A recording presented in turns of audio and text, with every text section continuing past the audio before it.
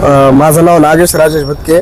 मी 28 November 2025 रोजी नवीन कवठा येथे जो अपघात झाला होता त्यात मृत झालेल्या बालकाचा मी मामा आहे।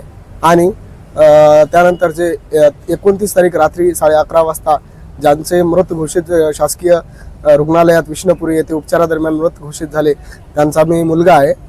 तर ही जी घटना घडली ही अतिशय दुर्दैवी आणि निष्काळजीपणामुळे घडलेली आहे।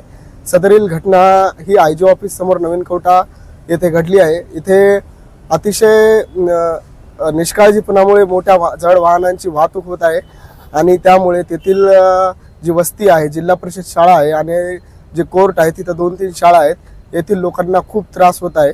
नेहमी ह्या घटनेवर संबंधित लोकांनी पत्रव्यवहार केला होता, तरीही ते बांधकाम विभाग असेल, PWD असेल, महानगरपालिका असेल, जिल्हाधिकारी कार्यालय असेल आणि नगरपालिका असेल, या सर्व शासकीय लोकांनी बेजबाबदारीपणे निष्काळजीपणामुळे त्याकडे लक्ष दिलं नसून ही अशी घटना माझ्या परिवारावर घडली आहे। आणि मी वंचित बहुजन आघाडी महानगर शहर सचिव आहे। मी सुद्धा इथे वारंवार अर्ज दिले होते, तरीही ही घटना माझ्याच घरावर घडली असून अतिशय माझ्या परिवारावर दुःखाचा डोंगर कोसळला आहे।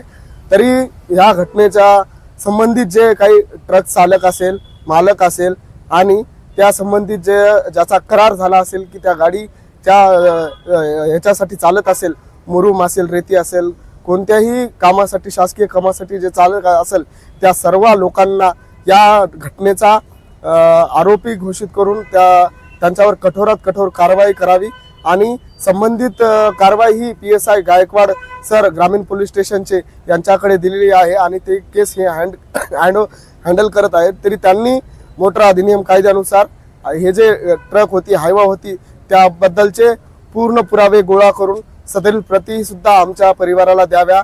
काय त्यात निष्पन्न झालेत हे सुद्धा आम्हाला कळवावे, ही जिल्हाधिकारी साहेबाला आणि तेथील पोलीस प्रशासनाला ही आमची कळकळीची मेहरबानीची विनंती आहे। धन्यवाद।